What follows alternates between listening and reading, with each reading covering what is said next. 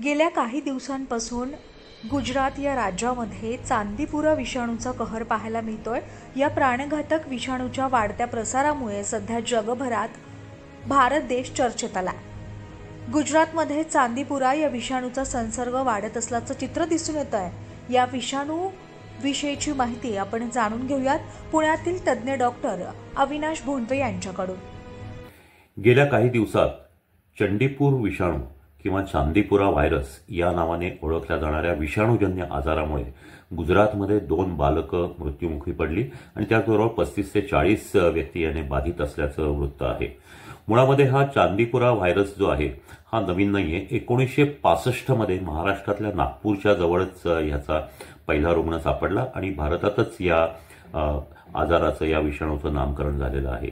2003-4 मध्ये महाराष्ट्र, आंध्र प्रदेश आणि गुजरात या 3 राज्यामध्ये याची मोठी साथ आली होती आणि यामध्ये साधारणतः 300च्या आसपास बालकं दगावली होती।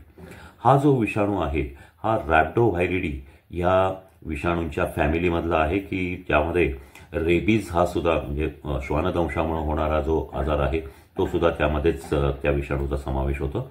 या विषाणूचा शरीरामध्ये जो संपर्क होतो माणसाच्या तो विशिष्ट प्रकारच्या ज्या सँडफ्लाईज नावाच्या माशा आहेत की ज्या पावसाळ्याच्या सुमारामध्ये सर्वत्र दिसतात, त्याचबरोबर एडिस इजिप्टी हा जो डास आहे की ज्याच्यामुळं डेंग्यू किंवा चिकुनगुनिया हे आजार होतात, या डासाच्या चाव्यामुळे सुद्धा हा आजार होतो। हा पसरत असतो एका माणसापासून दुसऱ्या माणसांकडे या डासांच्या चाव्यामुळे आणि ज्यावेळेला शरीरामध्ये हा आजार जातो, ज्यावेळेला शरीरामध्ये हा विषाणू जातो त्यावेळेला त्या व्यक्तीला अचानक खूप कडक ताप येतो, त्याला उलट्या होऊ शकतात, जुलाब होतात, त्याचं प्रचंड डोकं दुखतं, तो भ्रमिष्ठासारखा होतो, त्याला काही साधारणतः आजूबाजूचं समजत नाही, त्याचबरोबर त्याला झटके येऊ शकतात, त्याला जे काही मेंदूला सूज येते आणि मेंदूला सूज आल्यानंतर इतर जी लक्षणं असतात बेशुद्ध होणं किंवा मान कडक होणं या सगळ्या गोष्टी घडत असतात।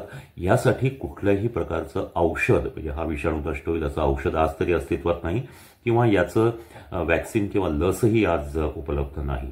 हा आजार होऊ नये यासाठी स्वच्छता आणि सांडपाण्याची व्यवस्था याची काळजी घ्यावी लागते। माशा होऊ नयेत, डास होऊ नयेत याची काळजी घ्यावी लागते आणि याप्रमाणे जर काळजी घेतली तरच हा त्रास होऊ शकतो, हा त्रास आपल्याला किंवा ही साथ आपल्याला आटोक्यात आणता येते आणि मुख्य म्हणजे अशा प्रकारचा त्रास झाल्यावर त्वरित डॉक्टरांना दाखवून त्याचं निदान करून त्याचा उपचार करावा लागतो। याच्या उपचारामध्ये विषाणू नष्ट करण्याऐवजी त्याला ताप कमी करणं, त्याला मेंदूला जी सूज आलेली आहे ती कमी करणं या गोष्टींवर लक्ष द्यावं लागतं।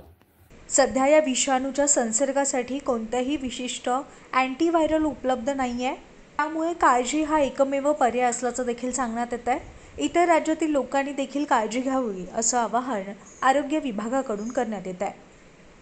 प्रतिनिधी शिवानी धुमाळ, न्यूज 18 लोकल, पुणे।